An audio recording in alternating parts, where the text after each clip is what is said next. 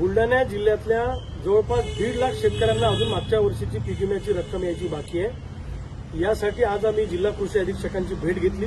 जिल्हा कृषी अधीक्षक, संबंधित कंपनीचे अधिकारी आणि कृषी विभागाचे पीक विमा संबंधित जे त्यांच्याकडे टेबल आहे ते सगळ्या अधिकाऱ्यांची आमची आज बैठक झाली।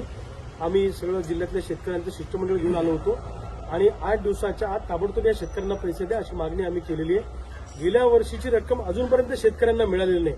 वास्तविक पाहता महिन्याभराच्या आत, पुढच्या महिन्याच्या आत ही रक्कम मिळायला पाहिजे।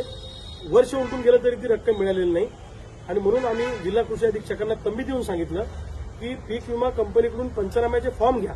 ते पंचनाम्याच्या फॉर्मवर कृषी सहाय्यकाची सही नाही, शेतकऱ्यांची सही नाही, ग्रामसेवकाची नाही, खोट्या सह्या करून त्या ठिकाणी पंचनामे झालेले आहेत। पंचनामे ताब्यात घेऊन दूध का दूध पाणी का पाणी करा आणि त्याच्यावरनं त्या कंपनीवर कडक कारवाई करा, गुन्हे दाखल करा, ही एक मागणी आम्ही केलेली आहे। त्याचबरोबर रिजेक्टेड शेतकऱ्यांना सुद्धा पीक विमा द्यायचं मागच्या वर्षी शासनाने कबूल केलं होतं।